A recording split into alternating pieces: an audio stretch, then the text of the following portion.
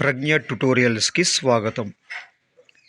ఈ వీడియోలో మనం డిఎస్సి స్కూల్ అసిస్టెంట్ బయాలజీ విభాగంగా 9వ తరగతి జీవశాస్త్రంలోని నేల కాలుష్యం అనే పాఠ్యాంశంలో గత 3 వీడియోలో కొన్ని అంశాలను నేర్చుకుని ఉన్నాం. ఈ యొక్క వీడియోలో నేల యొక్క కాలుష్యము, అదేవిధంగా వాటి యొక్క ప్రభావాలు, అదేవిధంగా రీసైక్లింగ్ అనేటువంటి పదాన్ని,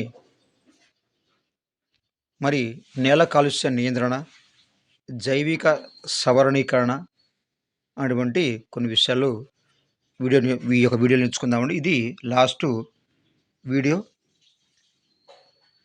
కనుక ఈ యొక్క వీడియోను స్కిప్ చేయకుండా చివరి వరకు చూసే ప్రయత్నం అయితే చేయండి. భూగర్భ కాలుష్యం.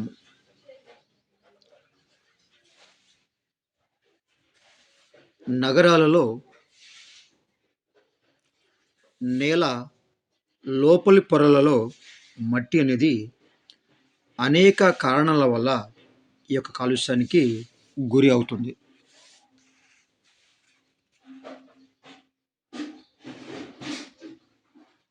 ఏ విధంగా అంటే పరిశ్రమలు ఉత్పత్తి చేసే రసాయన వ్యర్థాల వల్ల ఈ యొక్క నేల అనేది కలుషితమవుతుంది. అదేవిధంగా పాక్షికంగా మరియు పూర్తిగా కూలినటువంటి మురుగు వ్యర్థాలు అనేవి ఈ యొక్క భూమిలో కావడం వల్ల ఈ యొక్క భూగర్భ కాలుష్యం అనేది జరుగుతుంది.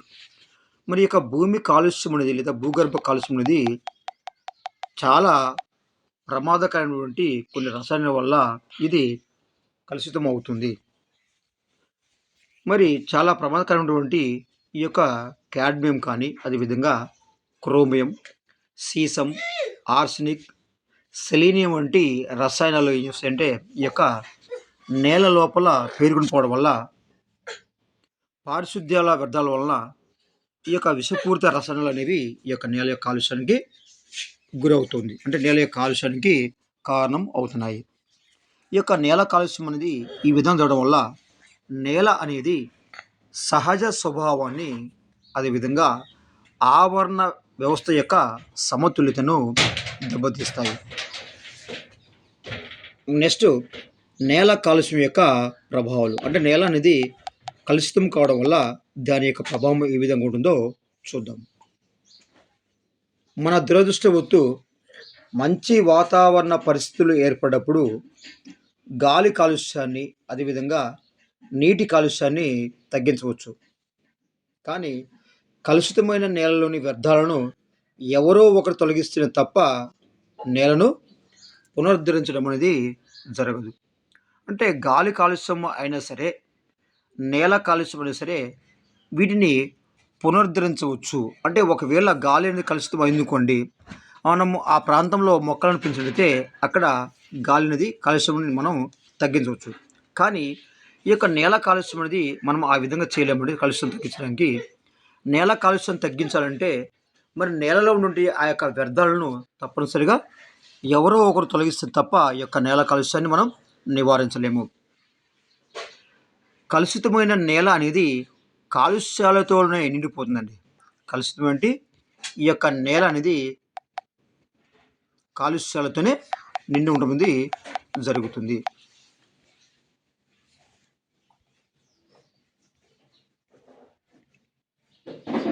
ప్లాస్టిక్ వ్యర్థాలు ఈ యొక్క నేలలో కలిసిపోవడానికి వందల సంవత్సరాలు పడుతుందండి. ప్లాస్టిక్ వ్యర్థాలు అనేవి ఇప్పుడే సరే మరి ఈ ప్లాస్టిక్ వ్యర్థాలు నీటిలో ఈ యొక్క నేలలో పడడం వల్ల ఈ ప్లాస్టిక్ అనేవి నేలలో కలిసిపోవడానికి కొన్ని వందల సంవత్సరాలు పడటం అయితే జరుగుతుంది. అదేవిధంగా రేడియో ధార్మికత వల్ల కలిగినటువంటి ఈ యొక్క నేల కాలుష్యాన్ని కూడా తగ్గించడానికి చాలా సమయం అయితే పడుతూ ఉంది. ఇక నెక్స్ట్ పోతే, నేలలోని పోషకాలు ఈ యొక్క జీవులకు చేరడం వల్ల, అంటే నేలలో కొన్ని రకాల సూక్ష్మజీవులు ఉంటాయండి. నేలలో కొన్ని రకాల సూక్ష్మజీవులు ఉండి ఈ యొక్క సూక్ష్మజీవులు మరి ఉపయోగపడతాయి. కాబట్టి ఇలాంటి నేల నుండి ఈ యొక్క సూక్ష్మజీవుల్లోకి కొన్ని రకాల కాలుష్యాలు చేరుతూ ఉంటాయి. ఈ విధంగా నేలలో పోషకాలు అనేవి ఈ యొక్క జీవులకు చేరడం వల్ల జీవుల కళేబరాలు కుళ్ళి పోషకాలుగా తిరిగి నేలలో కలిసిపోవడం అంటే సహజ వలయానికి ఆటంకం కలగడంలో ఈ యొక్క నేల కాలుష్యం అనేది ప్రధానంగా ఈ యొక్క ప్రభావాన్ని కలిగిస్తుంది. అంటే నేలలో పడినటువంటి కొన్ని రకాల వ్యర్థ పదార్థాలని ఈ యొక్క నేలలో ఉన్నటువంటి ఈ యొక్క సూక్ష్మజీవులు కుళ్ళింపజేసి వాటిని తిరిగి నేలలో కలిపి సహజంగా వలయానికి అంటే సహజ వలయం ఏర్పడడానికి ఈ యొక్క ఆటంకాన్ని కలిగిస్తుంది ఈ యొక్క నేల యొక్క కాలుష్యం అనేది.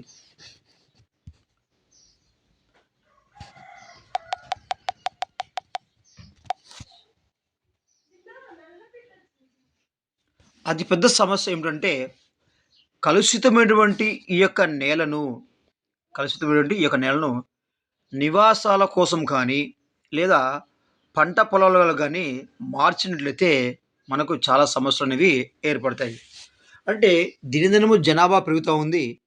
మరి జనాభా పెరుగుతున్నప్పుడు నేల అనేది పెరగదండి.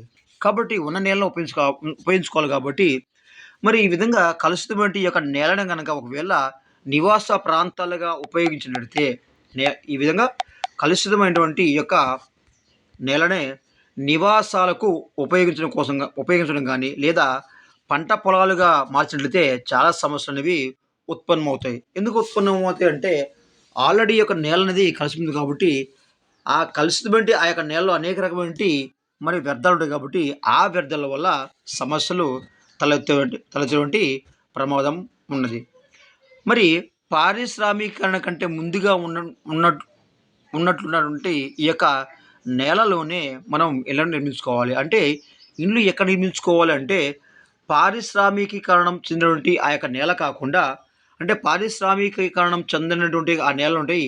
ఆ నేలలోనే మనం ఇళ్ళను నిర్మించుకోవాలి. అదేవిధంగా నేలను శుభ్రం చేసుకున్న తర్వాతనే నేలను ఇళ్ళను మనము నిర్మించుకోవాలి. మరి ఇలాంటి నేలలో ఇల్లు నిర్మించుకున్న వారు ఏంటంటే ఆరోగ్య సమస్యలకు గురి కాకుండా చూడాలి. అంటే కలుషితమైనటువంటి ఈ యొక్క నేలలో ఒకవేళ మానవులు కనుక ఇళ్ళను నిర్మించుకుంటే మరి మానవుడు తను అనారోగ్య సమస్యలకు గురయ్యేటువంటి అవకాశం అయితే ఉంటుంది. కాబట్టి మనము నివసించేటువంటి నేల కూడా కలుషితమైనటువంటి నేల కాకుండా చూసుకోవాలి. చాలా రకాలైన కారణాల వల్ల కొన్ని సంవత్సరాలుగా లేదా దశాబ్దాలుగా క్యాన్సర్ వంటి వ్యాధులు అనేవి సంభవిస్తున్నాయండి. క్యాన్సర్ వంటి వ్యాధులు ఇవి సంభవిస్తున్నాయి. కలుషితాల వల్ల ఈ యొక్క వ్యాధులు అనేవి మరి కలగడం లేదు అని నిరూపించడం మాత్రము చాలా కష్టపడే పని. కాబట్టి ఈ కలుషితాల వల్లనే ఎక్కువగా అనారోగ్య సమస్య వస్తుంది. కాబట్టి కలుషితమైన ప్రాంతాల్లో కానీ లేదా కలుషితమైన నేలలో కానీ మనం నిర్మించకుండా ఉంటే మంచిది.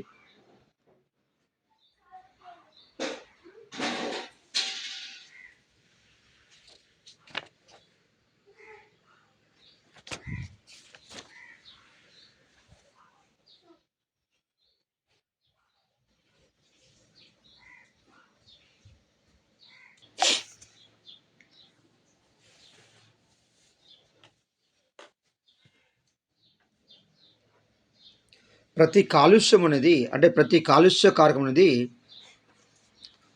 ఎలాంటి ప్రభావాన్ని చూపిస్తుందో తెలుసుకోవడం అనేది చాలా అవసరం. అంటే ఏ కాలుష్య కారకమైనా మరి ఆ కాలుష్య కారకం అనేది మరి మానవుల్లో ఎలాంటి ప్రభావాన్ని చూపిస్తుందో మనము తెలుసుకోవడం అనేది చాలా ముఖ్యం. ఉదాహరణకు సీసం లాంటి విషపూరిత భారలోహాలు అనేవి మనుషుల ఆరోగ్యం మీద తీవ్ర ప్రభావం చూపిస్తాయండి. సీసం లాంటి విషపూరిత ఈ యొక్క భారలోహాలు అనేవి మనుషుల యొక్క ఆరోగ్యం మీద తీవ్ర ప్రభావాన్ని కలిగిస్తాయి. ముఖ్యంగా ఈ సీసం యొక్క కాలుష్య కారకం వల్ల ఏమవుతుందంటే పిల్లల్లో తెలివితేటలు తగ్గిపోతుందండి. అంటే కాలుష్య కారకంలో ప్రధానంగా సీసము కాలుష్య కారకం వల్ల మనుషులలో తీవ్రమైన ఆరోగ్యం మీద తీవ్రంగా ప్రభావం చూపిస్తుంది. అంతేకాకుండా ఈ యొక్క సీసం కాలుష్యం వల్ల ఏమవుతుందంటే పిల్లల్లో తెలివితేటలు అనేవి తగ్గిపోవడానికి కారణమవుతుంది. కొన్ని రసాయన కాలుష్యాలు అనేవి కొన్ని రసాయన కాలుష్యాలు అనేవి క్యాన్సర్ కారకాలుగా మారి క్యాన్సర్ కారకాలుగా మారి ఈ యొక్క క్యాన్సర్ వ్యాధిని పుట్టుకతో అదేవిధంగా పుట్టుకతో వచ్చేటువంటి గుండె జబ్బులు వంటి వాటికి కారణమవుతున్నాయి. కొన్ని రకాల కాలుష్యాలు అనేవి క్యాన్సర్ కారకాలుగా మారుతున్నాయండి. క్యాన్సర్ కారకాలుగా మారుతున్నాయి. ఇక క్యాన్సర్ కారకాలు మారి క్యాన్సర్ వ్యాధిని కలిగిస్తాయి. మరి కొన్ని రకాల కాలుష్యాలు అయితే మరి పుట్టుకతో వచ్చినటువంటి ఈ యొక్క గుండె జబ్బులకు కారణమవుతున్నాయి. ఇలా నేల కాలుష్య ప్రభావాలు అనేవి చాలా విస్తృతంగా ఉండటం అయితే జరిగింది. ఈ యొక్క నేల కాలుష్యాన్ని మనం 3 రకాలుగా విభజించవచ్చండి. ఈ యొక్క నేల కాలుష్యము ఏ విధంగా జరుగుతుందో మనం అధ్యయనం చేసి ఈ యొక్క నేల కాలుష్యాన్ని 3 రకాలుగా మనం విభజించవచ్చు. ఒకటేంటంటే నేలలో విషపూరిత రసాయనాలు, నేలలోని విషపూరిత రసాయనాలు ఆహారపు గొలుసులోకి చేరడం వల్ల జీవుల్లో జీవరసాయన ప్రక్రియలకు విఘాతం కలగడం అండి. ఈ యొక్క నేల కాలుష్యం అనేది ప్రధానంగా మనం 3 రకాలుగా వర్గీకరించవచ్చు. నేల కాలుష్యాన్ని ప్రధానంగా 3 రకాలు అంటే అవి చూపే ప్రభావాన్ని బట్టి మనం ఈ యొక్క కాలుష్యాన్ని 3 రకాలు చెప్పవచ్చు. మరి ఈ యొక్క నేలలోని ఈ యొక్క విషపూరిత రసాయనాలు కావడం వల్ల ఏమవుతుందంటే ఆహారపు గొలుసులోకి ఈ యొక్క నేలలోకి ఈ యొక్క విషపూరిత రసాయనాలు కావడం వల్ల విషపూరిత రసాయనాలు చేయడం వల్ల జీవుల్లో వచ్చేటువంటి జీవరసాయన ప్రక్రియలకు అంటే ఏంటవి శ్వాసక్రియ, రవాణా, ప్రత్యుత్పత్తి, రక్త ప్రసరణ వ్యవస్థ ఇలాంటి జీవరసాయన ప్రక్రియలకు విఘాతము కలుగుతుంది. ఇక రెండవది నేలలో నీరు నిల్వ ఉండడం నేల యొక్క క్షార స్వభావం పెరగడం వల్ల నేల సారవంతమైన తగ్గిపోతుంది. అంటే ఇక్కడ నేల అనేది కలుషితం కావడం వల్ల మరి ఏమవుతుందంటే ఈ యొక్క నేలలోకి విషపూరిత రసాయనాలు చేరడం వల్ల ఆహారపు గొలుసులోకి ఈ యొక్క రసాయనాలు చేరి జీవులో జీవరసాయన ప్రక్రియలకు విఘాతం కలుగుతుంది. ఇక రెండవది ఈ యొక్క నేలలో నీరు నిల్వ ఉండడం అదేవిధంగా క్షార స్వభావం అనేది పెరగడం వల్ల ఏమవుతుందంటే నేల అనేది సారవంతం తగ్గిపోతుంది. ఎప్పుడైతే ఈ యొక్క నేల అనేది సారవంతం తగ్గుతుందో అప్పుడు పంట యొక్క దిగుబడి అనేది తగ్గుతుంది. ఎప్పుడైతే పంట యొక్క దిగుబడి తగ్గుతుందో మానవాళికి ఆహారపు కొరత అనేది ఏర్పడుతుంది. కాబట్టి ఈ విధంగా నేలలో నీరు నిలవడం వల్ల క్షార స్వభావం పెరగడం వల్ల నేల యొక్క సారము తగ్గిపోవడం అనేది జరుగుతుంది. ఇక మూడవది ఈ యొక్క విష రసాయనాలు అంటే విషపూరిత యొక్క రసాయనాలు మొక్కలు అదేవిధంగా జంతువుల ఎదుగుదలపై ప్రభావం చూపిస్తాయి. ఈ యొక్క విషపూరితమైన ఈ యొక్క రసాయనాలు అనేవి మొక్కలు అదేవిధంగా జంతువుల యొక్క ఎదుగుదలపైన ప్రభావాన్ని చూపిస్తాయి.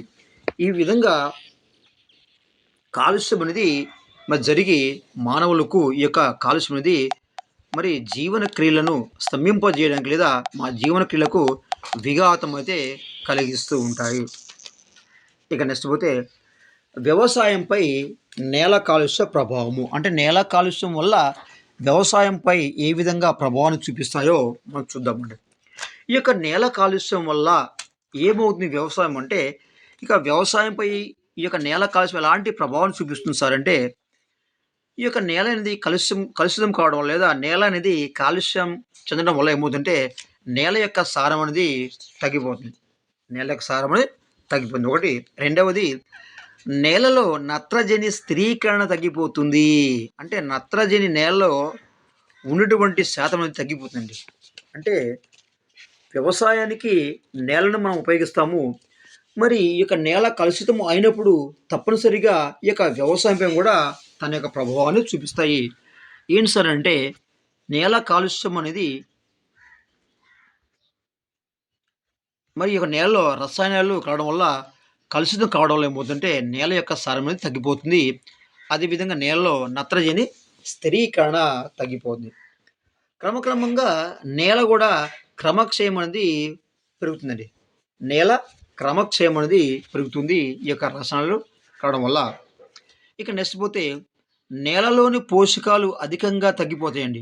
ఎప్పుడైతే ఈ యొక్క రసాయన అంటే వ్యర్థమైనటువంటి ఈ యొక్క రసాయనాలు అనేవి నేలలోకి చేరుతాయో, నేలలో ఉన్నటువంటి ఈ యొక్క పోషకాలు అనేవి తగ్గిపోతూ ఉంటాయి. ఇక నెక్స్ట్ నదులు, చెరువుల్లో పూడిక పేరుకుపోతుంది. అంటే ఎందుకంటే ఈ యొక్క వ్యర్థ పదార్థాలనేవి మరి ఈ యొక్క నేలలో కలిసిపోవడం వల్ల ఆ నీటిలో అంటే ఆ నీళ్ళు ఎక్కడ ఉంటాయి? చెరువు ఉంటాయి కాబట్టి ఆ చెరువుల్లో ఈ యొక్క వ్యర్థ పదార్థాలు కావడం వల్ల ఆ చెరువులో ఉన్నటువంటి ఆ యొక్క పూడిక అనేది పెరిగిపోతుంది. అంతే విధంగా అదే కాకుండా ఈ యొక్క వ్యవసాయ నేలపైన ఈ యొక్క కాలుష్యం ఇంకా ఎలా ప్రభావం చూపిస్తుందంటే, ఈ యొక్క వ్యవసాయ నేల కాలుష్యం చెందినప్పుడు ఫలితంగా దిగుబడి అనేది తగ్గిపోతుందండి. పంట యొక్క దిగుబడి అనేది తగ్గిపోతుంది. అంటే వ్యవసాయంపై ఈ యొక్క నేల కాలుష్యం ఎలాంటి ప్రభావం చూపిస్తుందంటే, నేల యొక్క సారం తగ్గిపోతుంది. నేలలో నత్రజని స్థిరీకరణ తగ్గిపోతుంది. అదేవిధంగా నేల యొక్క క్రమక్షయం పెరిగిపోతుంది. అదేవిధంగా నేలలో పోషకాలు అనేవి తగ్గిపోతాయి. పంట యొక్క దిగుబడి కూడా తగ్గిపోతుంది. అంత మాత్రమే కాకుండా నేల మీద జీవించేటువంటి నేల మీద జీవించేటువంటి ఈ యొక్క వృక్ష జంతుజాలం మధ్య నేలపైన జీవించేటువంటి ఈ యొక్క వృక్ష అదేవిధంగా జంతుజాలం పైన జంతుజాలాల్లో సమతుల్యత అనేది లోపిస్తుందండి. అంటే నేల ఎప్పుడైతే కలుషితం అవుతుందో మరి ఈ నేల మీద ఉండే ఈ యొక్క వృక్షాలు కానీ లేదా అదేవిధంగా జంతుజాలం కానీ వీటి మధ్య ఏమవుతుందంటే వీటిలో సమతుల్యత అనేది లోపించడం జరుగుతుంది. ఈ విధంగా నేల కాలుష్యం అనేది ఈ యొక్క వ్యవసాయంపై తన యొక్క ప్రభావాన్ని చూపిస్తుంది. ఇక నెక్స్ట్ పరిశ్రమల ద్వారా నేల కాలుష్యం ఎలా జరుగుతుంది, దాని యొక్క ప్రభావం ఏమిటో చూద్దామండి.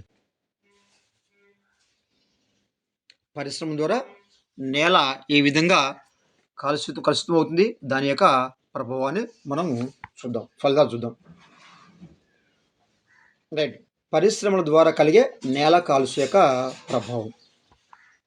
భూగర్భ జలాలు విష రసాయనాలతో కలుషితమవుతాయి. అంటే ఈ యొక్క పరిశ్రమల ద్వారా వచ్చినటువంటి ఈ యొక్క వ్యర్థ పదార్థాల వల్ల ఏమవుతుందంటే భూగర్భ జలాలు అనేవి, అంటే భూగర్భ జలాలు అంటే ఏంటి? భూమిలో ఉన్నటువంటి నీరు, భూమి యొక్క పొరల్లో ఉన్నటువంటి నీరు, ఆ పొరలలో ఉన్నటువంటి ఈ యొక్క నీరు అనేది ఈ యొక్క విష రసాయనాలతో కలుషితమవుతుంది. కారణం ఏంటంటే పరిశ్రమల ద్వారా వచ్చినటువంటి ఈ యొక్క కలుషిత పదార్థాల వల్ల.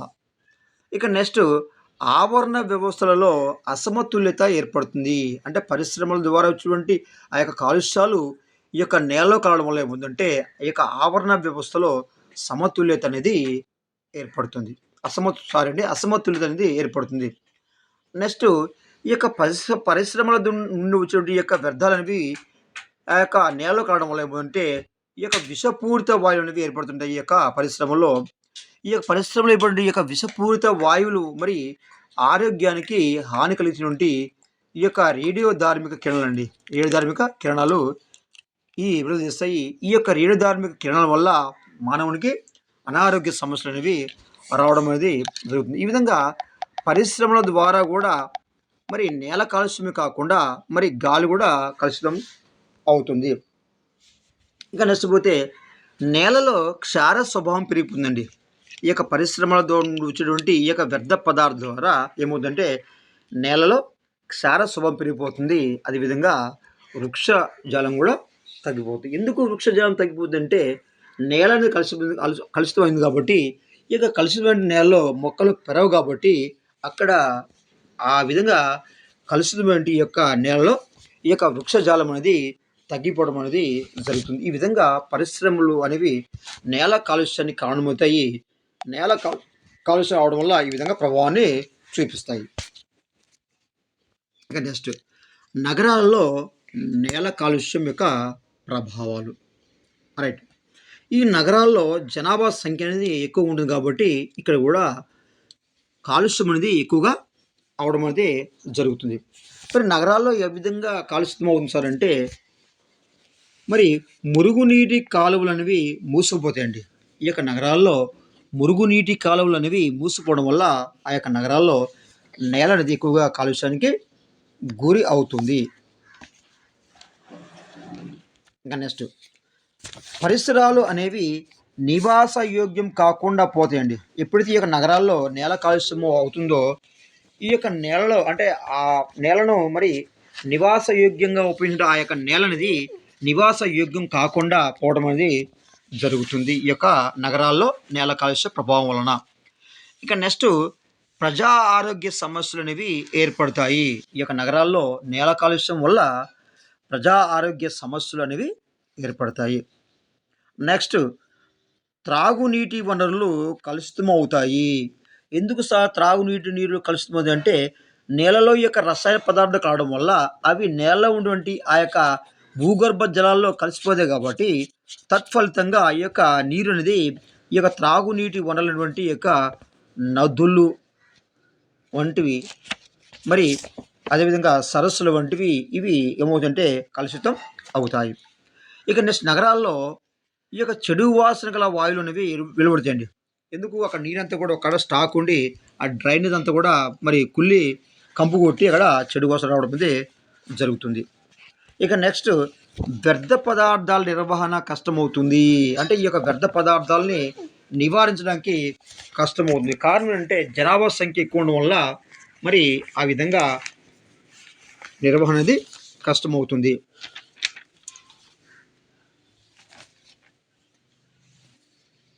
నెక్స్ట్ నేల కాలుష్యము దీర్ఘకాలిక ప్రభావాలండి. అంటే నేల కలుషితం కావడం వల్ల కొన్నిసార్లు దీర్ఘకాలిక ప్రభావం కూడా చూపిస్తాయి. అవి ఏంటో మనం చూసి ప్రయత్నం అయితే చేద్దాం. నేల కాలుష్యం పర్యావరణంపై దీర్ఘకాలిక ప్రభావాలు.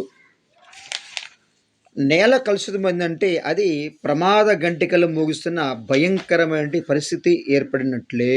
అంటే నేల కలుషితము అవుతుందంటే అది భయంకరమైన పరిస్థితి ఏర్పడినట్లుగా మనము చెప్పవచ్చు. ఈ యొక్క నేలల్లో కాలుష్యం పెరుగుతున్న కొద్దీ నేలలో కాలుష్యం పెరుగుతున్న కొద్దీ పంటలు పండించడానికి ఉపయోగపడకుండా పంటలు పండించడానికి ఉపయోగపడకుండా ఈ యొక్క నేల అయితే మనకి మారుతుంది. కాబట్టి ఈ యొక్క పంటలు మరి పండించడానికి వీలు కలగలేదు కాబట్టి క్రమంగా పంట యొక్క దిగుబడి తగ్గుతుంది. కొరత అనేది తగ్గుతుంది. ఆహార కొరత అనేది పెరుగుతుంది. రైట్. కలుషితాలు కలుషితాలు పంటల్లోకి చేరి వాటిని ఆహారంగా తినే వారిపై దుష్ప్రభావాలు కలిగిస్తాయి. ఇక కలుషితాలు ఏమవుతుంటే ఈ యొక్క కలుషితమైనటువంటి ఆ యొక్క నేలలో పంట పండించినప్పుడు ఈ యొక్క కలుషితాలు అనేవి ఆ యొక్క పంటల్లోకి చేరి ఆ యొక్క పంటలు వాటిని ఆహారంగా తినే వారిపై దుష్ప్రభావాన్ని లేదా దుష్ఫలితాలను కలిగిస్తాయి. కలుషితమైన నేలలో పంటలు పండిస్తే కలుషితమైన నేలలో పంటలు పండిస్తే క్రమంగా ఆహార ఉత్పత్తి కూడా తగ్గిపోతుందండి. కలుషితమైనటువంటి ఈ యొక్క నేలలో పంటలు పండిస్తే ఏమవుతుందంటే క్రమంగా ఆహార ఉత్పత్తి అనేది బాగా తగ్గిపోతుంది. అందువల్ల పంటలు పండించడం కూడా తగ్గుతుంది. ఇలా వృధాగా మారిన నేలలో మొక్కలేవి లేకపోవడం వల్ల ఉంటే ఈ యొక్క నేల అనేది క్రమక్షయం చెందుతుంది.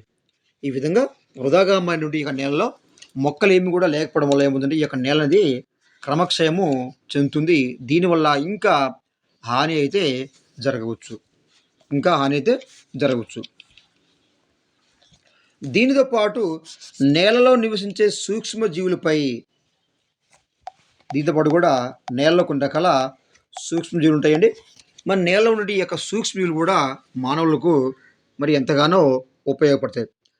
మరి నేలలో నివసించే ఈ యొక్క సూక్ష్మజీవులపై మరి ప్రభావాన్ని ఈ యొక్క కలుషితాలు వాటి యొక్క ప్రభావాన్ని చూపిస్తాయి. కాబట్టి దీనివల్ల ఏమవుతుందంటే నేల యొక్క సహజ స్వభావాన్ని మార్చివేసేయండి. అంటే నేలలో నివసించే సూక్ష్మజీవులపైన ఈ యొక్క కలుషితాలు అనేవి ప్రభావాన్ని కలిగించడం వల్ల నేల యొక్క సహజ స్వభావాన్ని మార్చడం అయితే జరుగుతుంది. మరి ఒక నిర్దిష్ట ప్రదేశంలో కొన్ని రకాల జీవరాశులు చనిపోతే వాటి మీద ఆధారపడి జీవించినటువంటి ఈ యొక్క పరభక్షులు అనేవి మరో చోటికి పోవాలి లేదా ఆహారం దొరక్క మరణించవాలి. అందువల్ల ఏమవుతుందంటే నేల కాలుష్యం వల్ల మొత్తం ఆవరణ వ్యవస్థలో మార్పు రావడానికి అవకాశం అయితే ఉంటుందండి. మరి నేలలో నివసించే ఈ యొక్క సూక్ష్మజీవులపైన కలుషితాలు ప్రభావం చూపిస్తాయి. దీనివల్ల ఏమిటంటే నేల యొక్క సహజ స్వభావాన్ని మార్చివేయడం జరుగుతుంది. ఈ యొక్క రసాయనాలు అనేవి ఇక నేల యొక్క స్వభావాన్ని మారుస్తాయి. మరి ఒక నిర్దిష్ట ప్రదేశంలో మరి జీవరాశి చనిపోతే మరి వీటిపైన ఆధారపడి జీవించినటువంటి ఈ యొక్క పరభక్షులు అనేవి మరి వేరే చోటు పోయి జీవించాలి లేదా ఆహారం దొరక అవి మరణిస్తాయి. అందువల్ల ఏముందంటే ఆ యొక్క నేల అంతా కూడా కలిసి చెంది మొత్తం ఈ యొక్క ఆవరణ వ్యవస్థలో మరి మార్పు రావడానికి అవకాశం ఉంటుంది. ఈ యొక్క కాలుష్యం నేల కాలుష్యం వల్ల. మరి ఈ యొక్క నేల కాలుష్యాన్ని ఏ విధంగా నియంత్రించుస్తారంటే దీనికి కొన్ని రకాల పద్ధతులు ఉన్నాయండి. 4 రకాల పద్ధతులు. ఇందులో బిట్టు 2024 జూలై 24వ తారీఖు ఆ యొక్క డిఎస్ పేపర్లో ఇక్కడ నుండి బిట్టు రావడం జరిగింది. ఒకసారి ఆ బిట్టు చెప్తాను, జాగ్రత్తగా వినండి. నేల కాలుష్యము నియంత్రణ. రైట్. నేల కాలుష్యాన్ని నియంత్రించడానికి క్రింది చర్యలు చేపట్టవచ్చు.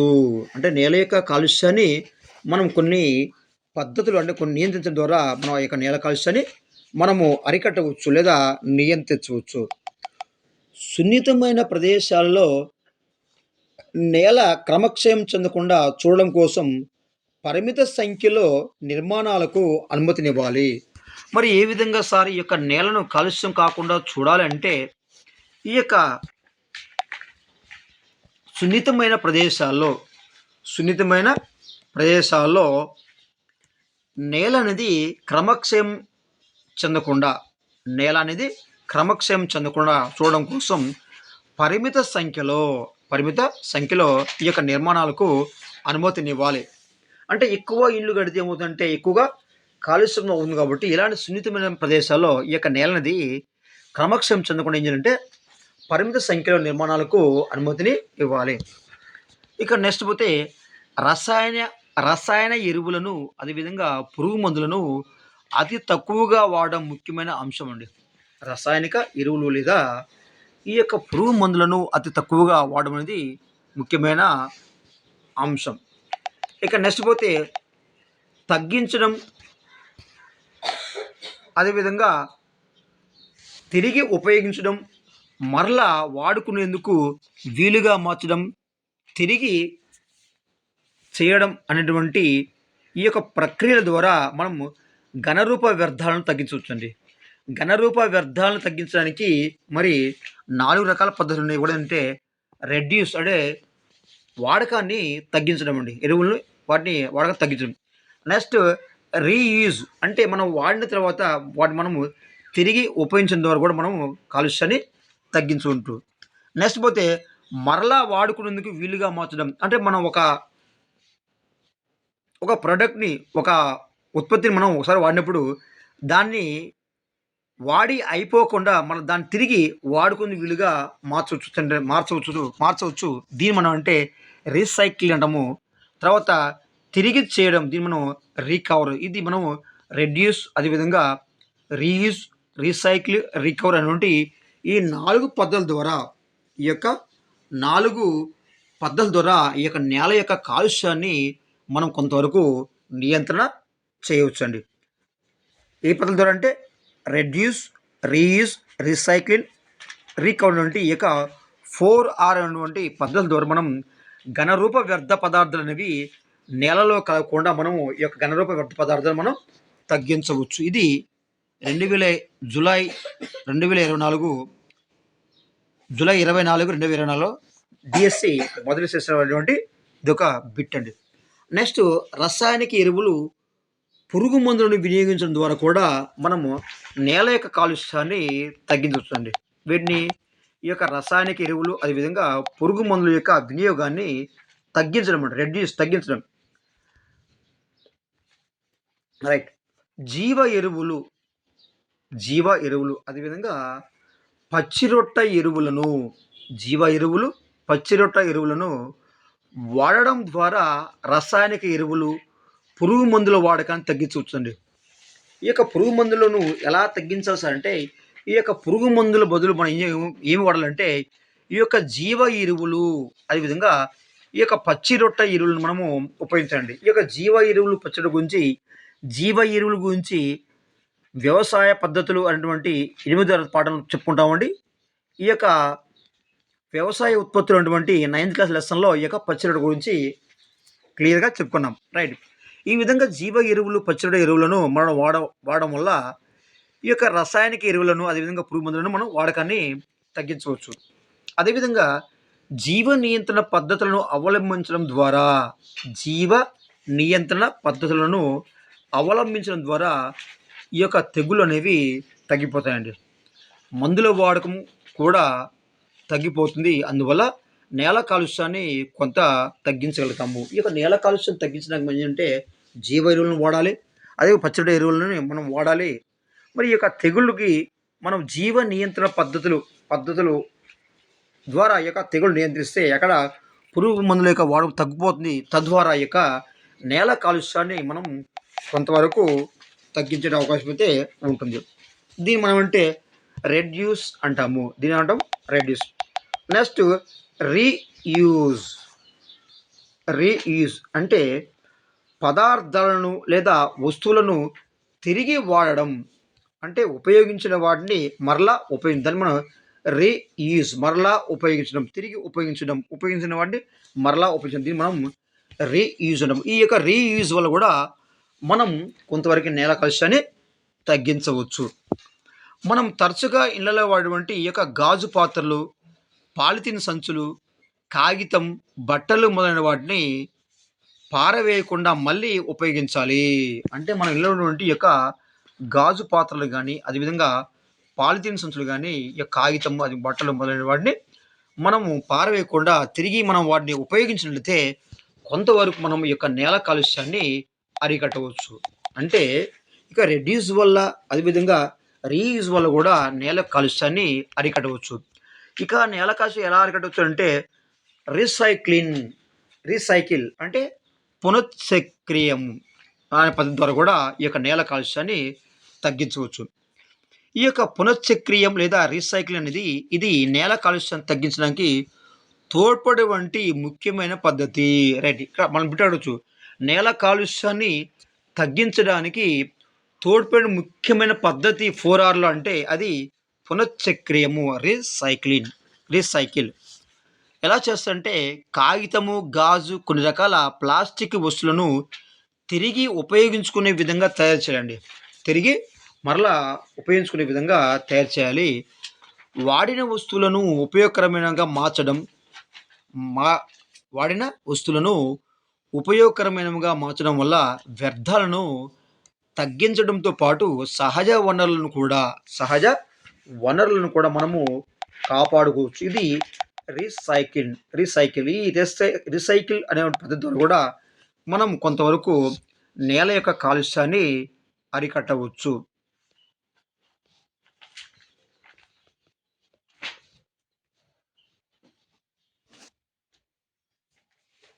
నెక్స్ట్ అడవులను పెంపకం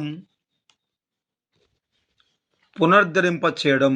అడవుల పెంపకం మరలా పునరుద్ధరింప చేయడం. రైట్. ఖాళీ నేలల్లో గడ్డి పెంచడం, అడవులలో తిరిగి మొక్కలు పెరిగేలా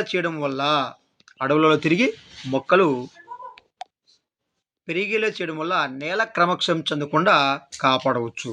నేల క్రమక్షయం చెందకుండా ఏం చేస్తామంటే ఖాళీ నేలలో ఈ యొక్క గడ్డిని పెంచడం, అదేవిధంగా అడవులలో తిరిగి ఈ యొక్క మొక్కలు పెరిగేలా చూడడం ద్వారా ఈ యొక్క నేల యొక్క క్రమక్షయం చెందకుండా మనము కాపాడవచ్చు.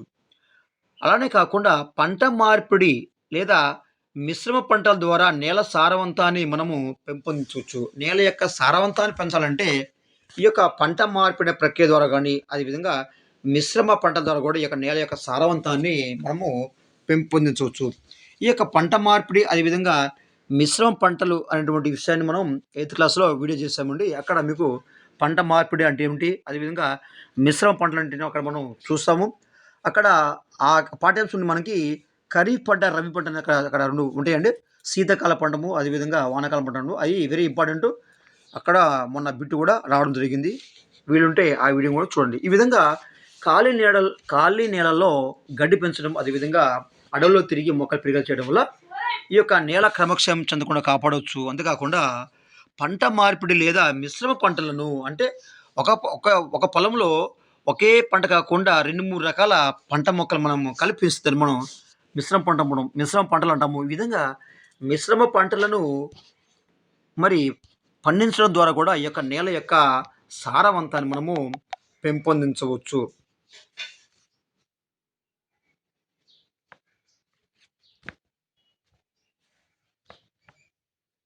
నెక్స్ట్ ఘనరూప వ్యర్థాల యాజమాన్యం.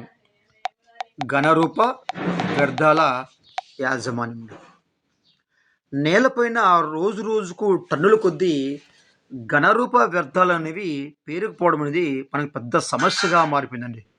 రోజు రోజుకి కొన్ని టన్నుల కొద్దీ ఘనరూప వ్యర్థాలు అనేవి ఈ యొక్క నేలపైన పేరుకుపోవడం అనేది మనకు ఒక పెద్ద సమస్యగా మారడం అనేది మారింది. ఊరికి దూరంగా చెత్త వేసే ప్రదేశము మరి చెత్తను పడేయడం అనేది దీనికి సరైన పరిష్కారం కాదండి. మరి వ్యర్థ పదార్థాల్ని ఊరికి బయట ఎక్కడో పడేస్తుంటారు.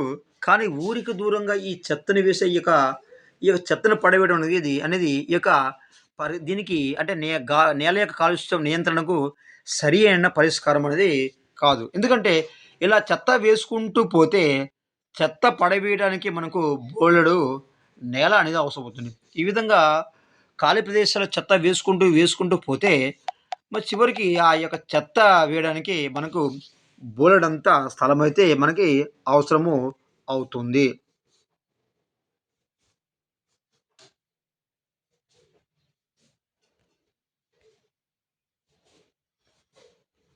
కాబట్టి చెత్త పారవేయడానికి సరియైన నిర్వహణ విధానాలు పాటించవలసి ఉంటుందండి. ఈ యొక్క చెత్తను పారవేయడానికి సరైనటువంటి నిర్వహణ విధానాలు పాటించవలసి ఉంటుంది. ఘనరూప వ్యర్థాల యాజమాన్యంలో వ్యర్థాల సేకరణ, అనుకూలమైన ప్రదేశాలకు రవాణా చేయడం, పర్యావరణానికి విఘాతం కలిగించని పద్ధతుల ద్వారా తొలగించడానికి దశలు పాటించాలి. ఈ యొక్క చెత్త పారవేయడానికి సరైన నిర్వహణ విధానాలను మనం పాటించాల్సిన అవసరం ఉంది. మరి ఘనరూప వ్యర్థాల యాజమాన్యంలో వ్యర్థాల సేకరణ, అదేవిధంగా అనుకూల ప్రదేశాలకు రవాణా చేయడం, పర్యావరణానికి విఘాతం కలిగించని పద్ధతుల ద్వారా ఈ యొక్క చెత్తను తొలగించడంలో మరి దశలు అనేవి పాటించవలసిన అవసరం దశలు అనేవి పాటించాలి.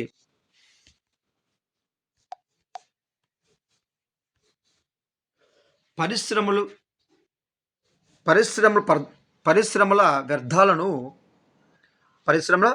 వ్యర్థాలను భౌతిక, రసాయనిక, జైవిక పద్ధతుల ద్వారా పరిశ్రమల నుంచి అంటే ఈ యొక్క వ్యర్థాలను భౌతిక, రసాయనిక, జైవిక పద్ధతుల ద్వారా తక్కువ హాని కలిగించే విధంగా మార్చాలి. ఈ యొక్క పరిశ్రమల నుంచి అంటే ఈ యొక్క వ్యర్థాలను ఏంటంటే భౌతికంగా కానీ లేదా రసాయనికంగా కానీ లేదా జైవిక పద్ధతుల ద్వారా ఏంటంటే ఈ యొక్క తక్కువ హాని కలిగించే విధంగా ఈ యొక్క వ్యర్థాలను మార్చాలి. ఆమ్లక్షార వ్యర్థాలను మొదట తటస్థీకరించాలి. ఈ యొక్క పరిశ్రమల నుండి ఈ యొక్క ఆమ్లక్షార వ్యర్థాలను మొదట ఏంటంటే తటస్థీకరించాలి. నీటిలో కరగని నేలలోకి చేరిపోయే వ్యర్థాలను నియంత్రిత స్థితిలో పారవేయాలండి. అంటే ఈ యొక్క వ్యర్థాలు ఎలా ఉన్నాయంటే నీటిలో కరగినటువంటి అదేవిధంగా నేలలోకి చేరిపోయే వ్యర్థాలను నియంత్రిత స్థితిలో పారవేయాలి. దీని ద్వారా ఏమంటే నేల యొక్క కాలుష్యాన్ని కొంతవరకు అరికట్టవచ్చు. ఇక చివరి ప్రయత్నంగా హానికరమైన వ్యర్థాలను పారవేయడానికి మనకు ప్రమాదకరం కానీ ఇతర నూతన ప్రదేశాలు ఎన్నుకోవాలండి. అంటే మనం నివసించేటువంటి ప్రదేశాల్లో ఈ యొక్క హానికరమైన వ్యర్థ పదార్థం పారవేయొద్దండి. ఎక్కడ పారవేయాలంటే మనకు ప్రమాదకరం కానీ మనకు ప్రమాదకరం కానీ ఇతర నూతన ప్రదేశాలను చూసుకోవాలండి. చూసుకుని అక్కడ ఈ యొక్క వ్యర్థాలను పారవేయాలి. ఘనరూప వ్యర్థాల యాజమాన్యంలో వీటిని నివాస ప్రాంతాలకు దూరంగా నివాస ప్రాంతాలకు దూరంగా ఈ యొక్క నేలలో గోతులు తీసి పూడ్చివేయడం అనేది అందరికి తెలిసినటువంటి పద్ధతి. అంటే ఏ పదార్థాలైతే మానవులకు హానిగా కలిగిస్తాయో ఈ యొక్క పదార్థాలని మరి మానవులు నివసించినటువంటి ఆ యొక్క ప్రాంతానికి దూరంగా ఆ యొక్క ప్రదేశాల్లో గోతులు తీసి ఆ గోతులో పూడ్చివేయడం అనేది ఇది తెలిసినటువంటి పద్ధతి.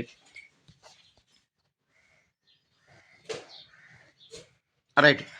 ఘనరూప వ్యర్థాలను కాల్చివేయడం అనేది ఘనరూప వ్యర్థాలను కాల్చివేయడం అనేది ఎక్కువ ఖర్చుతో కూడుకున్న పని. ఎక్కువతో కూడుకున్నటువంటి పని కాకుండా మరి ఎక్కువ పరిమాణంలో వ్యర్థాలు కూడా వస్తాయండి. ఎక్కువ పరిమాణంలో వ్యర్థాలు కూడా వస్తాయి కాబట్టి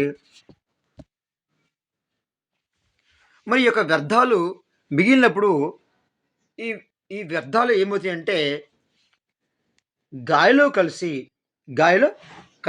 గాలి కూడా కలుషితము అవుతుంది.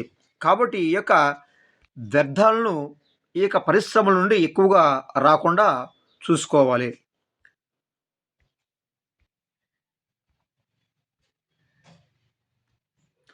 ఆక్సిజన్ నియంత్రిత పరిస్థితుల్లో లేదా ఆక్సిజన్ లేకుండా ఆక్సిజన్ నియంత్రిత పరిస్థితుల్లో లేదా ఆక్సిజన్ లేకుండా పదార్థాలను మండించడం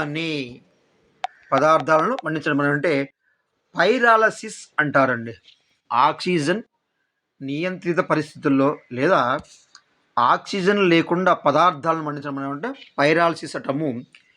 ఇది కాల్చడానికి ఉపయోగించే ఇన్సినరేషన్కు ప్రత్యామ్నాయ పద్ధతి అండి. ఈ పద్ధతి వల్ల వెలువడినటువంటి ఈ యొక్క వాయువులు అదేవిధంగా ద్రవాలనే ఇంధనంగా ఉపయోగించవచ్చు. ఈ యొక్క పద్ధతుల ద్వారా మనం వ్యర్థాలను కాల్చినప్పుడు మరి ఏర్పడినటువంటి యొక్క వీటిని మనం వాయువులు అదేవిధంగా ద్రవాలను మనం ఇంధనంగా ఉపయోగించవచ్చు. వంట చెరకు, కొబ్బరి, ఆయిల్ ఫామ్ వంట చెరకు, కొబ్బరి, ఆయిల్ ఫామ్ చెత్త, అదేవిధంగా జొన్న చొప్ప, జీడి మామిడి గింజల పెంకులు, వరిగడ్డి, తవుడు, రబ్బ పొట్టు, తారు, అదేవిధంగా మిథైల్ ఆల్కహాల్, ఎసిటిక్ ఆమ్లము, ఎస్టోన్ మొదలైనటువంటి ఈ యొక్క కర్బన పదార్థాలను ఈ యొక్క చెత్తను కాల్చడానికి పైరాలసిస్ వాడతారు. Very very important. పైరాలసిస్ పద్ధతిని ఎక్కడ వాడతారు అంటే పైరాలసిస్ పద్ధతి అంటే ఆక్సిజన్ సమక్షంలో కాకుండా ఈ యొక్క ఆక్సిజన్ సమక్షంలో కాకుండా వ్యర్థాలను కాల్చేటువంటి పద్ధతిని మనము పైరాలసిస్ పద్ధతి అంటాము. ఈ పైరాలసిస్ పద్ధతిని ఎక్కడ ఉపయోగిస్తారంటే వంట చెరకు, కొబ్బరి, ఆయిల్ ఫామ్ చెత్త, జొన్న చొప్ప, మామిడి గింజల పెంకులు, వరిగడ్డి, తవుడు, రంప పొట్టు, తారు, అదేవిధంగా మిథైల్ ఆల్కహాల్ కానీ ఎసిటిక్ ఆమ్లం కానీ ఎసిటోన్ మొదలైనటువంటి ఈ యొక్క కర్బన పదార్థాలను అదేవిధంగా చెత్తను కాల్చడానికి ఈ యొక్క పైరాలసిస్ పద్ధతిని ఉపయోగిస్తారు. ఇది ఆక్సిజన్ సమక్షంలో కాకుండా అంటే ఆక్సిజన్ లేని సమక్షంలో అంటే ఆక్సిజన్ ఉపయోగించకుండా ఈ యొక్క చెత్తను కాల్చడం అనేది జరుగుతుంది. దీన్ని మనం పైరాలసిస్ పద్ధతి అంటామండి. అంటే ఆక్సిజన్ లేకుండా పదార్థాలను మండించడం అండి. ఆక్సిజన్ లేకుండా పదార్థాలను మండించడం లేదా కాల్చడం దీన్ని మనం పైరాలసిస్ పద్ధతి అంటాము. ఈ పైరాలసిస్ పద్ధతిని ఖచ్చితంగా గుర్తుపెట్టుకోవాలి. నెక్స్ట్, గృహాల నుండి వెలువడే చెత్తను అదేవిధంగా గృహాల నుండి వెలువడే చెత్తను వాయు సహిత అవాయు పద్ధతులలో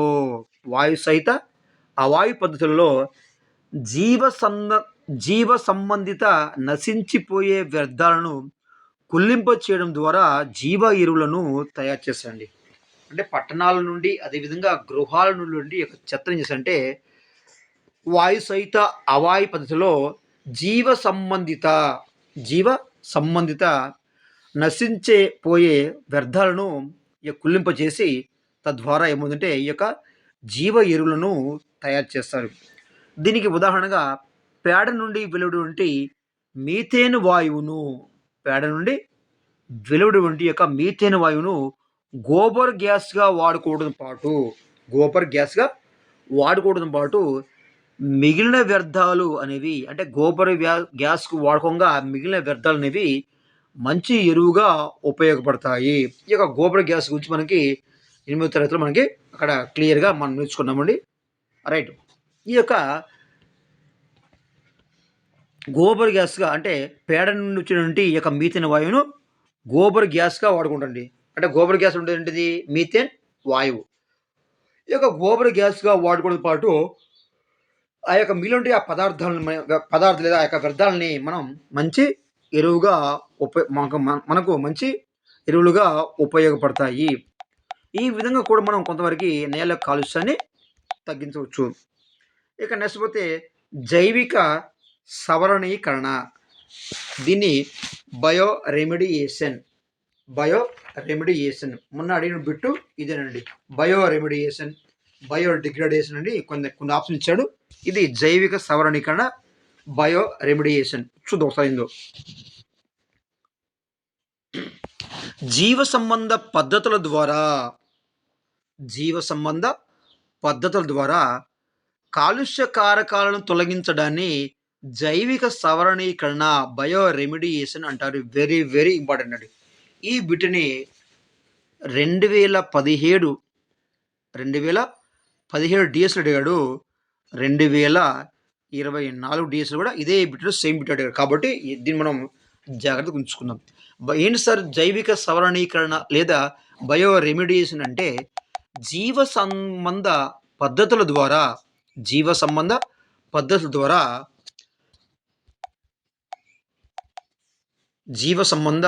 ద్వారా కాలుష్య కారకాలను తొలగించడాన్ని జైవిక సవరణీకరణ లేదా బయో రెమిడియేషన్ అంటాము.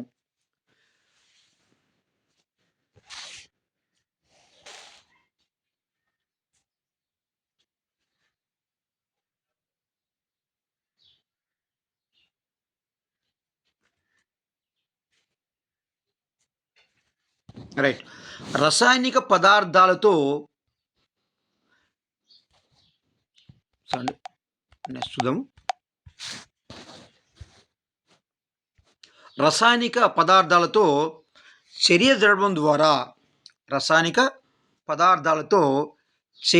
ద్వారా కాలుష్యాలు తొలగించడం, కాల్చడం, లోతైన గుంతలలో పోల్చడం వంటి పద్ధతులతో పోలిస్తే ఈ యొక్క బయో రెమిడియేషన్ అనే పద్ధతి అనేది భిన్నమైనదండి.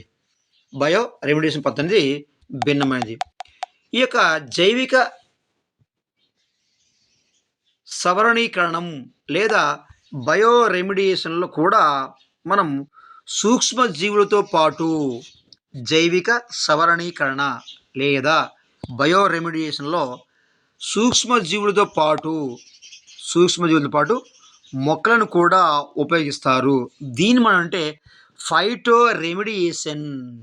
ఇది కూడా వెరీ ఇంపార్టెంట్. ఇక్కడ బయో రెమిడియేషన్, రెండవది ఫైటో రెమిడియేషన్. బయో రెమిడియేషన్ అంటే ఏం సార్ అంటే జీవ సంబంధ పద్ధతుల ద్వారా కాలుష్య కారకాలను తొలగించడాన్ని మనము బయో రెమిడియేషన్ లేదా జైవిక సవరణీకరణం అంటాం. మరి ఇక జైవిక సవరణీకరణంలో బయో రెమిడియేషన్లో మొక్కలను ఉపయోగించినట్లయితే ఇక్కడ జైవిక సవరణీకరణలో సూక్ష్మజీవులను ఉపయోగిస్తారు. ఈ యొక్క జైవిక సవరణీకరణలో సూక్ష్మజీవులతో పాటు ఈ యొక్క మొక్కలను కూడా ఉపయోగించినట్లయితే దాన్ని మనం ఏమంటాం అంటే ఫైటో రెమిడియేషన్. బయో రెమిడియేషన్ అంటే జీవ సవరణీకరణ, ఫైటో రెమిడియేషన్ అంటే ఇక్కడ మొక్కలను ఉపయోగిస్తారు. రైట్. ఈ విధంగా జైవిక సవరణీకరణలో ఈ యొక్క సూక్ష్మజీవులతో పాటు మొక్కలను కూడా ఉపయోగిస్తారు. దీన్ని మనము ఫైటో రెమిడియేషన్ గుర్తుంచుకోండి. Bioremediation, next phytoremediation. లోహాల వంటి అకర్బన పదార్థాలు, తక్కువ స్థాయిలో గల రేడియోధార్మిక పదార్థాల వంటి వాటి ద్వారా కలిగే కాలుష్యాన్ని తొలగించడానికి జైవిక పద్ధతులను బయో రెమిడీస్ పద్ధతులను ఉపయోగిస్తారు. బయో రెమిడీస్ పద్ధతిని ఎందుకు ఉపయోగిస్తారు, ఎక్కడ ఉపయోగిస్తారంటే లోహాల వంటి అకర్బన పదార్థాలు, అదేవిధంగా తక్కువ స్థాయిలో గల రేడియోధార్మిక పదార్థాల వంటి వాటి ద్వారా కలిగినటువంటి కాలుష్యాన్ని తొలగించడానికి ఈ యొక్క జైవిక పద్ధతులను జైవిక పద్ధతులను జైవిక పద్ధతులు ఎన్ని రకాలంటే ఒకటి బయో రెమిడియేషన్, రెండు ఫైటో రెమిడియేషన్. జైవిక పద్ధతులు 2 రకాలు. అది గుర్తుంచుకోవాలి. రైట్. ఇది జైవిక పద్ధతులను ఉపయోగిస్తారు. జైవిక పద్ధతులు ఎప్పుడు ఉపయోగిస్తారంటే మనం చెప్పాల ఆన్సర్. ఏంటిది? లోహాల వంటి కర్బన పదార్థాలు తక్కువ స్థాయిలో గల నుండి రేడియోధార్మిక పదార్థాల ద్వారా వచ్చినటువంటి ఈ కాలుష్యాన్ని తొలగించడానికి ఈ యొక్క జైవిక పద్ధతి వంటి బయో రెమిడియేషన్, ఫైటో రెమిడియేషన్ పద్ధతులను ఉపయోగిస్తారు. ఇది bio remediation, bio phyto remediation పద్ధతులు.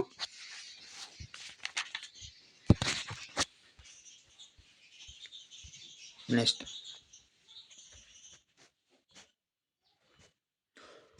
లోహాల కలుషితాలు ఈ యొక్క వ్యవసాయ పంటలలో పోగుపడడం అనేది ప్రధానమైన సమస్యగా మారుతుందండి. లోహాల కలుషితాలు అనేవి పంట మొక్కలలో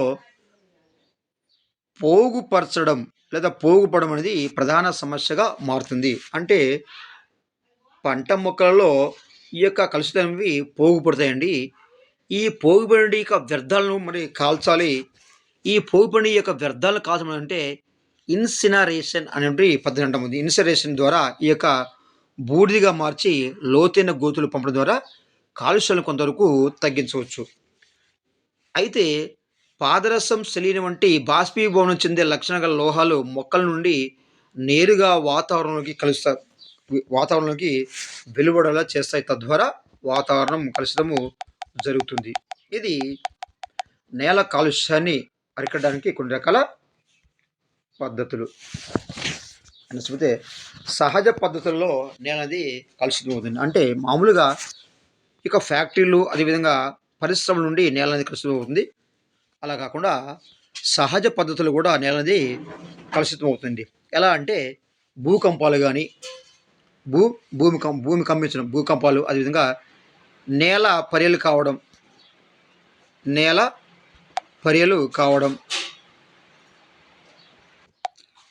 సహజ పద్ధతులటువంటి ఈ యొక్క భూకంపాలు, అదేవిధంగా నేల పర్యలు కావడం, అదేవిధంగా తుఫాన్లు మరియు వరదలు మొదలైనటువంటి సహజ ప్రక్రియ ద్వారా కూడా ఈ యొక్క నేల అనేది కలుషితం అవుతుంది. వీటి ద్వారా కలిగే కాలుష్యాలను తొలగించడం అనేది చాలా కష్టంతో కూడుకున్నది కాకుండా ఖరీదైనది కూడా మరి. కాబట్టి ఇది చాలా కష్టమండి. చాలా కష్టంతో కూడుకున్న పని. ఒక్కొక్కసారి దుష్ప్రభావాల వల్ల ఈ దుష్ప్రభావాల నుండి తిరిగి సరైన స్థితికి చేరడానికి సంవత్సరాల కాలం పడుతుంది. ఈ విధంగా ప్రకృతిలో సహజ సిద్ధంగా కలుషితం కావడం వల్ల మళ్ళా తిరిగి యథాస్థితికి రావడానికి చాలా సంవత్సరాలు పడటం అయితే జరుగుతుంది. ఈ రకమైనటువంటి ప్రకృతి విపత్తులు, దీన్ని మన డిజార్డర్స్ అంటాము. ఈ రకమైనటువంటి ప్రకృతి విపత్తులు కాలుష్యం కలిగించడంతో పాటు ఎంతోమందిని నిరాశ్రయం చేస్తుందండి. ఈ యొక్క ప్రకృతి విపత్తుల ద్వారా మరి కలుషితమే కాదండి, ఎంతోమందిని నిరాశ్రయులను చేస్తుంది. ఈ యొక్క సహజ సిద్ధంగా ఏర్పడినటువంటి ఈ యొక్క కలుషిత వల్ల ప్రకృతి విపత్తుల ద్వారా. నెక్స్ట్, నేల సంరక్షణ చర్యలు. నేలను ఈ విధంగా సంరక్షించాలి. ఈ యొక్క నేల అనేది ఒక ప్రధానమైనటువంటి సహజ వనరు.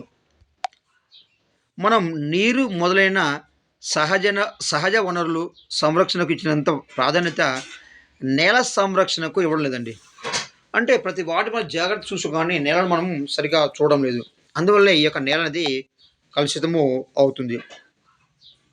భూమిని మనం మన అవసరాలు తీర్చుకోవడానికి ఉపయోగించుకున్నాము తప్ప నేల సంరక్షణ గురించి ఆలోచించకపోవడం నిజంగా విచారకరమైన విషయంగా చెప్పవచ్చు. అంటే నేల అనేది మనకి ఉపయోగించుకున్నాం, కానీ ఆ యొక్క నేలను ఏ విధంగా సంరక్షించుకోవాలి, అనే విషయం గురించి ఆలోచించకపోవడం అనేది మనం విచారకరంగా చెప్పవచ్చండి.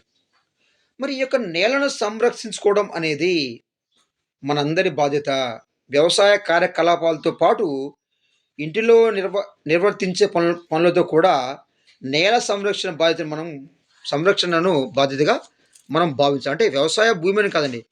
మనం ఇంటి నేలను కూడా మనము సంరక్షించవలసిన బాధ్యత మనము తీసుకోవాలి. నెక్స్ట్ నేల కాలుష్యాన్ని తగ్గించడానికి మొక్కలను పెంచాలండి. మరి మొక్కల వేర్లు నేలను పట్టిస్తాయి మనకు తెలుసు. అంటే మొక్కలు ఎదిగే కొద్దీ వేర్లు భూమి లోతునకు చొచ్చుకొని పోతాయి. ఇవి నేల లోపల విస్తరించి నేల కోతకు గురి కాకుండా ఇవి చూస్తాయండి. అందువల్ల మొక్కలతో కప్పి ఉన్న నేల క్రమక్షయం కాకుండా చూడడమే కాకుండా గాలి వేగాన్ని కూడా అదుపు చేస్తుంది. గాలి యొక్క వేగాన్ని కూడా అదుపు చేస్తుంది. ఈ విధంగా కూడా మనం నేలను మనం సంరక్షించవచ్చు. నెక్స్ట్ ఎలా అంటే గట్లు కట్టడం ద్వారా కూడా మన నేలను సంరక్షించండి. రైట్. నేల సంరక్షణలో గట్లు కట్టడం అనేది ఒక మంచి పద్ధతిగా చెప్పవచ్చు. కొండవాళ్ళ ప్రాంతాల్లో కొంచెం చదునుగా ఉన్న మేరలో గట్లు కడతారు. ఈ గట్లు నిర్మించడం వల్ల వర్షాకాలంలో వేగంగా పారే నీరు అనేది వర్షపు నీటితో పాటు మట్టి అనేది కొట్టుకొని పోకుండా ఈ గట్లు అనేది నిరోధిస్తాయి. ఎక్కడ నేల అక్కడ నిలిచిపోతుంది. తద్వారా ఈ యొక్క గడ్లు కట్టడం ద్వారా నేల అనేది కోతకు గురి కాకుండా మనం చూడవచ్చు. నెక్స్ట్ దున్నకుండా వ్యవసాయం చేయడం. ద్వారా నేలను సంరక్షించవచ్చు. వ్యవసాయంలో పొలాన్ని దున్ని చదును చేయడం ఒక ముఖ్యమైన ప్రక్రియ. నేలను దున్నకుండా నేలకు ఎలాంటి అంతరాయం కలిగించకుండా పంటలు పండించడమే ఈ పద్ధతిలో ప్రత్యేకత. అంటే నేలను దున్నడం అంటే నేలను దున్నకుండా కూడా ఈ యొక్క పంటని పండిస్తూ ఉంటారు.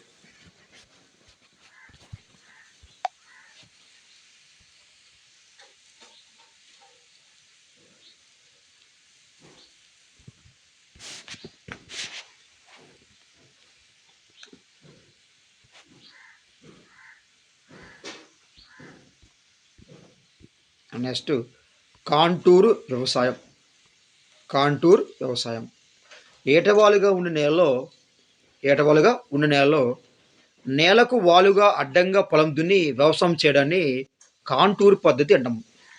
కాంటూరు వ్యవసాయం అంటే ఏంటంటే ఏటవాలుగా ఉండే నేలలో వాలుకు అడ్డంగా పొలం దున్ని వ్యవసాయం చేస్తారు. ఈ యొక్క వ్యవసాయం చేయడం అంటే కాంటూరు పద్ధతి అంటాము.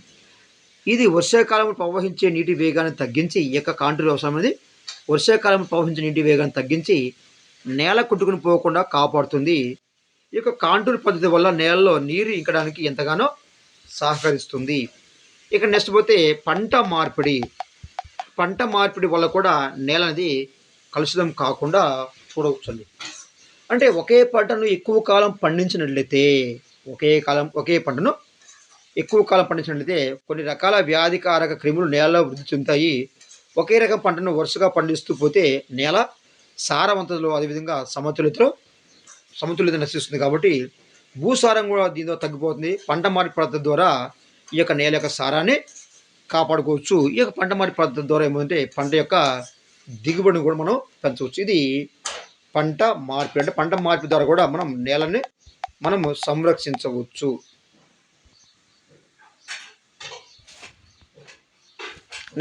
నెక్స్ట్ నేలకు నీరు పెట్టడం. మనం మొక్కలకు నీరు పోస్తాం. అదేవిధంగా పంట పొలాలకు నీరు అందిస్తాం. కానీ నేలకు మనము నీరు పెట్టం. మొక్కలతో పాటు నేలకు నీరు పెట్టడం ద్వారా ఈ యొక్క నేలకు కూడా నీరు పెట్టడం ద్వారా గాలికి నేల క్రమక్షం కాకుండా కాపాడుకోవచ్చండి. మనం సాధారణంగా మొక్కలకు కానీ అదేవిధంగా పంటలకు కానీ నీరు పెడతామండి. మరి ఈ యొక్క మొక్కలతో పాటు నేలకు కూడా నీరు పెట్టడం ద్వారా ఏమవుతుందంటే గాలికి నేల అనేది ఈ యొక్క క్రమక్షం కాకుండా మనము కాపాడుకోవచ్చు. కాబట్టి మనం మొక్కలకి కాకుండా మరి నేలకు కూడా నీరు పెడితే మనం నేల అనేది క్రమక్షం కాకుండా కాపాడుకోవచ్చు. ఈ విధంగా నేలకు నీరు పెట్టడం ద్వారా నేలకు నీరు పెట్టడం ద్వారా ఏమవుతుందంటే నేలను మనం సంరక్షించుకోవచ్చు. నెక్స్ట్, నేలలో ఉండే సూక్ష్మజీవులు. నేల ఉండే సూక్ష్మజీవులు. మరి నేలలో ఏముంటాయండి? నేలలో ఉండి మరి వానపాములు ఉంటాయి. అది కొన్ని రకాల సూక్ష్మజీవులు ఉంటాయండి. మరి నేలలో ఉన్నటువంటి వానపాములు, నేల ఉండే వానపాములు వంటి సూక్ష్మజీవులు నేలకు మేలు కలిగిస్తాయండి. ఎలా అంటే నేలను గుల్లబరిచి గాలి అందేలా చేయడంతో పాటు మొక్కలకు కావలసిన స్థూల పోషకాలు మొక్కకు అందుబాటులోకి వచ్చేలా చేస్తాయి ఈ యొక్క వానపాములు. ఈ యొక్క వానపాములు మరి నేలలో ఉండి ఏమవుతుందంటే ఈ యొక్క జీవులు నేలకు మేలు చేస్తాయి. ఈ యొక్క నేలను గుల్లబరిచి గాలి అందేలా చేయడంతో పాటు మొక్కలకు కావాల్సిన స్థూల మూలకాలు మొక్కకు అందుబాటులోకి వచ్చేలా చేస్తాయి. నేల స్వభావాన్ని నేల యొక్క స్వభావాన్ని మెరుగుపరుస్తాయి ఈ యొక్క వానపాములు. నేల సంరక్షణలో అదేవిధంగా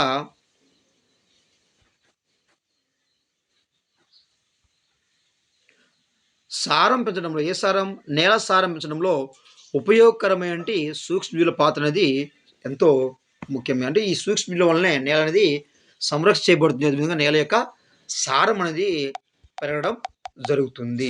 ఇంకా నెక్స్ట్ పోతే సాంప్రదాయక పంటలు. దీన్ని మనం అంటే స్థానిక పంటలు అనుకుంటామండి. స్థానిక పంటలన్నా సాంప్రదాయ పంటలన్నా ఒకటే.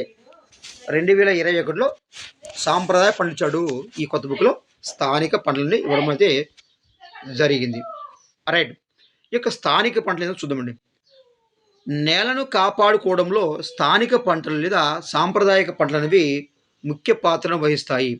ఒకవేళ స్థానికేతర పంటలు పండించినప్పటికీ పొలం చుట్టూరా స్థానిక పంటలు వేసినట్లయితే నేల కోతను అరికట్టవచ్చు, నేల నష్టపోకుండా చూడవచ్చు. అంటే నేల యొక్క కోతను లేదా నేల నష్టపోకుండా ఉండడానికి లేదా నేలది క్రమక్షేమం చెందకుండా ఉండడానికి ఈ యొక్క స్థానిక పంటలు లేదా సాంప్రదాయ పంటలు పండించాలి.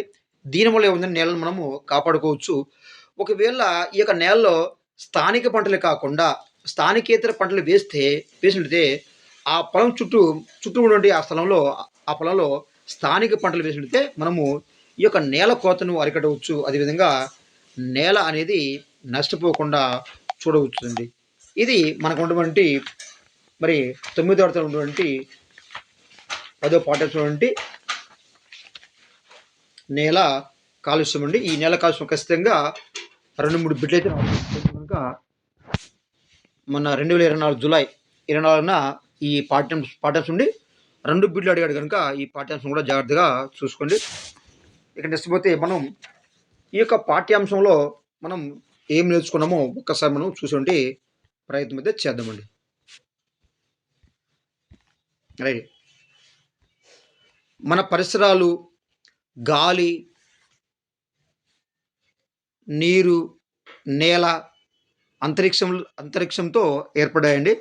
ఈ యొక్క మన పరిసరాల్లో జలావరణం, జీవావరణం, శిలావరణం మరి వాతావరణం మధ్య పరస్పర చర్యలు అనేవి ఎన్నో సంవత్సరాల నుండి కొనసాగుతుంది మనం నేర్చుకున్నాం.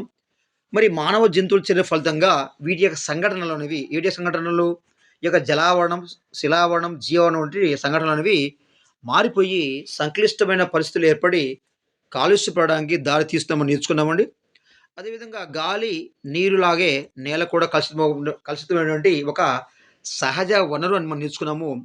నేలలో గాలి, నీరుతో పాటు ఖనిజాలు, సేంద్రియ పదార్థాలు ఉంటాయి. నేల ఏర్పడడం అనేది ఇది భూమి మీద విస్తరించి ఉన్న విభిన్నమైన పెద్ద ఆవరణ వ్యవస్థ. ఈ యొక్క నేల అనేది ఒక పెద్ద ఆవరణ వ్యవస్థ. మరి నేల ఏర్పడడం అనేది ఒక సుదీర్ఘమైన సంక్లిష్ట ప్రక్రియని ఇందుకు 100 నుండి 10,000 సంవత్సరాల వరకు పట్టవచ్చు అని మనం నేర్చుకున్నామండి. అదేవిధంగా ఈ యొక్క నేల అనేది వాతావరణ, భూగోళ, జీవ సంబంధ శిలలదే కారకాలపైన అంటే మాతృశిలలు అనేటువంటి ఈ యొక్క కారకాలపైన ఆధారపడి ఉంటుంది కూడా మనము ఈ యొక్క పాఠ్యాంశంలో నేర్చుకోండి. అదేవిధంగా నేల యొక్క మన ధర్మాలు మనం ఫస్ట్ వీడియోలో నేల యొక్క ధర్మాలు చెప్పామండి. ఏం ధర్మాలు? ఈ యొక్క భౌతిక ధర్మము, నేల యొక్క ధర్మాలు ఏంటి? ఈ యొక్క భౌతిక ధర్మాలు, అదే రసం ధర్మాలు, జీవ సమయం ఏంటి? ధర్మం గురించి మనం తెలుసుకున్నాం. మరి నేల యొక్క స్వభావాన్ని బట్టి, మరి ధర్మాన్ని బట్టి నేల అనేది సారవంతత ఆధారపడుతుందని కూడా మనం నేర్చుకున్నామండి. నేలలో విష రసాయనాలు పేరుకోవడం వల్ల లవణాలు, రేడియోధార్మిక పదార్థాలు లేదా వ్యాధులను కలిగించినటువంటి కారకాలు అనేవి మొక్కల పెరుగుదలకు, అదేవిధంగా జంతువుల ఆరోగ్యానికి ఆటంకపరుస్తాయని, ఏ విధంగా ఆటంకపరచడం మనం నేల కాలుష్యం అంటాం కూడా మనం కూడా నేర్చుకున్నామండి. వివిధ మార్గాల ద్వారా ఏర్పడేటువంటి వ్యర్థాలు మనము 2 రకాలుగా వర్గీకరిస్తాము. ఒకటి నేలలో కలిసిపోయే వ్యర్థాలు, అదేవిధంగా నేలలో కలిసిపోయినటువంటి వ్యర్థాలుగా మనం అక్కడ వర్గీకరించాం. వాటి గురించి మనం నేర్చుకున్నాం. అండ్ నెక్స్ట్ పోతే ఈ యొక్క డీడీటీ అనే పదార్థం అనేది ఆహారపు గొలుసు ద్వారా డీడీటీ అనేది మరి నీటిలో కరగదని, ఈ యొక్క డీడీటీ అనేది కేవలము క్రొవ్వుల్లో మాత్రమే కరుగుతుందని మనం వీడియోలు నేర్చుకున్నామండి. మరి ఇక డీడీటీ అనేది ఆహారపు గొలుసు ద్వారా జీవులోకి పెరిగిపోవడాన్ని మనం జైవిక వృద్ధీకరణము, వెరీ ఇంపార్టెంట్ బిట్ అండి. ఈ యొక్క డీడీటీ వంటి రసం పదార్థాలు ఆహారపు గొలుసు ద్వారా జీవులకు చేరి పేరుకుపోవడం మనం అంటే జైవిక వృద్ధీకరణం, బయోమాగ్నిఫికేషన్ అంటామని నేర్చుకున్నాము. ఇది కూడా ఇంపార్టెంట్ బిట్. ఇంకా నెక్స్ట్ పోతే నేల క్రమక్షయం అనేది సహజమైన ప్రక్రియ అని మానవ చర్యల ఫలితంగా తొందరగా నేల అనేది క్రమక్షయానికి గురి కావడం అనేది పెద్ద సమస్యగా మారిందని మనం నేర్చుకున్నామండి. ఇక నెక్స్ట్ అడవులు నరికివేయడం, వ్యవసాయ అభివృద్ధి రావడం, ఉష్ణోగ్రతలు వ్యత్యాసాలు రావడం, వ్యర్థాలను పేరుకుపోవడం, ఆమ్ల వర్షాలు, అదేవిధంగా మానవ చర్యల వల్ల ఈ యొక్క నేలను కలుషితం చేస్తున్నాయని కూడా మనము ఈ యొక్క పాఠ్యాంశంలో నేర్చుకోవడము జరిగింది. ఇక నెక్స్ట్ పోతే నేల కాలుష్యానికి నివారించడానికి అనేకమైన పద్ధతులు ఉన్నాయని మనం ఈ యొక్క లాస్ట్ వీడియో నేర్చుకున్నామండి. మరి నేల కాలుష్యాన్ని నివారించడానికి అనేక పద్ధతులు ఏంటంటే ఇవి 4R పద్ధతులు అండి. ఈ 4R పద్ధతి ప్రధానంగా 4R పద్ధతి అంటే రెడ్యూస్ అంటే తగ్గించడం, రీయూజ్ అంటే తిరిగి వాడడం, రీసైక్లింగ్ అంటే పునశ్చక్రీ పద్ధతిలో వాడుకోవడం, మరి తిరిగి ఏర్పడేలా చేయడం, రికవర్ అనే పద్ధతి గురించి మనం నేర్చుకున్నాము. అదేవిధంగా అడవుల్లో మొక్కలు పెంచడం, ఘనరూపాల వ్యర్థాల నిర్వహణ, జైవిక సవరణీకరణం అంటే బయో రెమిడియేషన్, అదేవిధంగా ఈ యొక్క బయో రెమిడియేషన్ అటువంటి పద్ధతుల గురించి కూడా ఈ యొక్క పాఠ్యాంశంలో నేర్చుకున్నామండి. ఇవి పాఠ్యాంశంలోని ఈ యొక్క ముఖ్యాంశాలు. చూస్తూనే ఉండండి ప్రజ్ఞా ట్యుటోరియల్స్.